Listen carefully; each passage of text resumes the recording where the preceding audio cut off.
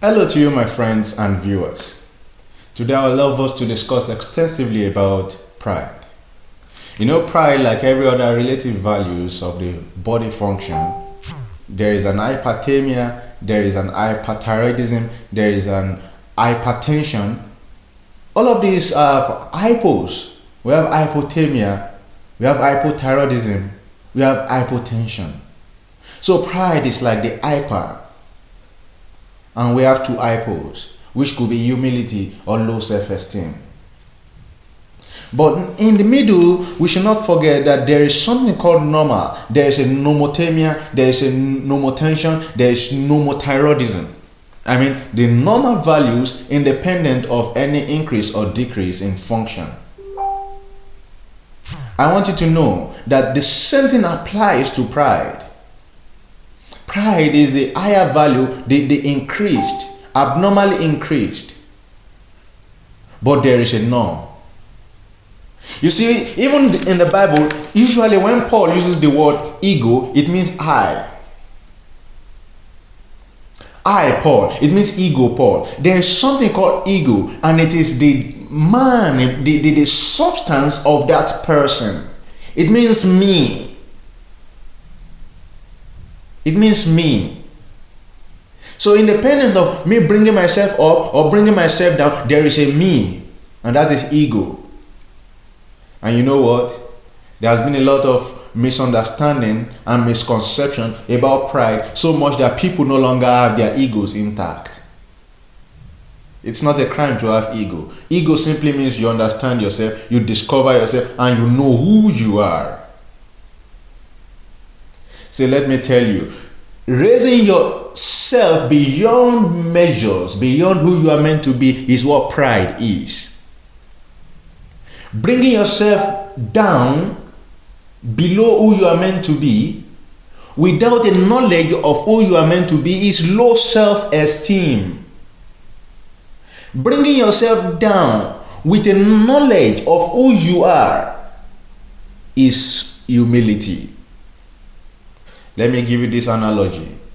Imagine in the wilderness, or in the forest, or in the reserves, in the games, there is a lion, and there are goats and these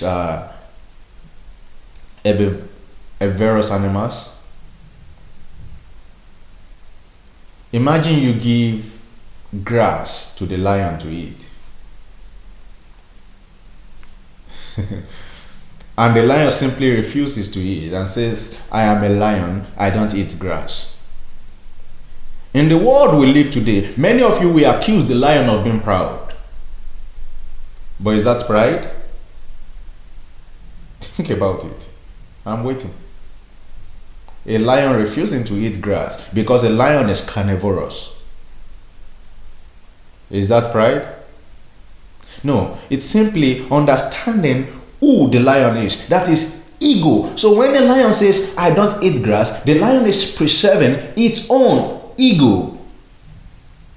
So why do you have a problem with people preserving their egos? As a matter of fact, when somebody has his own opinion, you label him as being proud. Just because your ego clashes with another person's ego, you simply say they are proud. Couldn't they just have a different opinion? Couldn't they just be them? See, when the lion now says, I want to eat the grass because the goats beside me are eating grass, so it means grass must be for everybody. What do you think that is?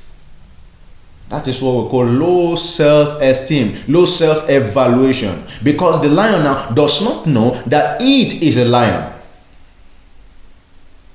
And so it takes whatever comes its way.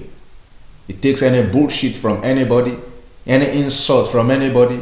Anybody can spit at it, do anything. Even goats can give it a knock. Because right now it has misplaced and lost its self-identity. So anything goes. That is low self-esteem. But the lion could be so humble and say, yes, I know I am a lion. What I eat is flesh.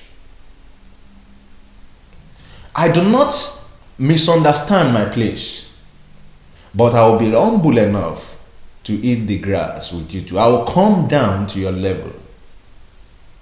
See, anything you do that is below you without keeping in your mind who you are is low self-esteem. But when you can come down to other people's level with an understanding, knowing fully who you are, having discovered yourself, that is humility.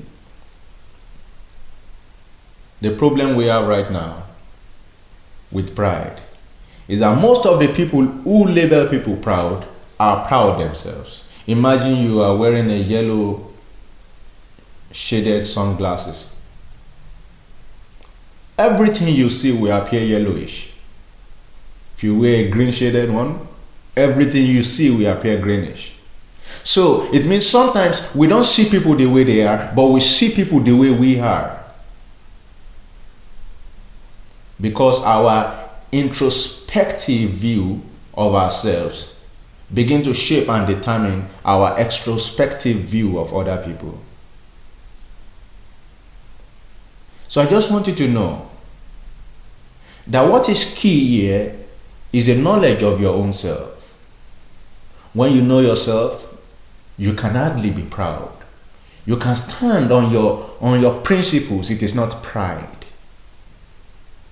It is called ego.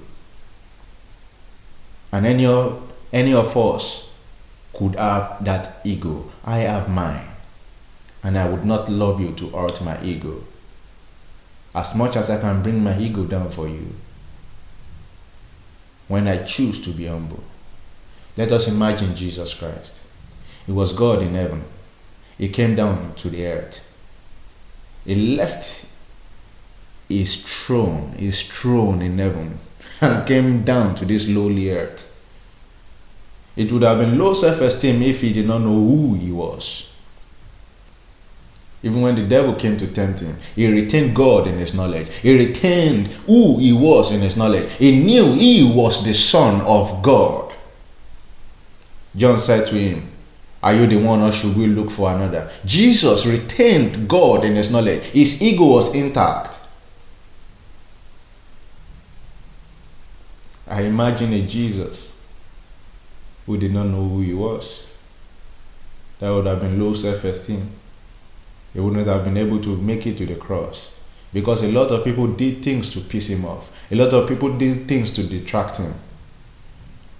But knowing who he was and the joy that was set before him, I want you to know that him is subjective. Knowing who he was, the cross that was set before this him, he endured the cross. So I want you to take time out to reflect on this. Maybe what you did not know is who you are, and that's why you've been living your life below par. And maybe who you do not know is who you are. That's why you've been living above yourself. But the day you discover you, the day you know you begin to live as you were meant to be. It doesn't matter what other people say about you, as long as you know you live your life in peace, in serenity. And that's what knowing you brings. I hope we've been able to analyze, and you now see the importance of knowing yourself, and that you may preserve your ego without being proud, and you may also preserve your ego without having to stoop low to the level of low self-esteem, while you may preserve your ego while being humble. Thank you very much. See you soonest.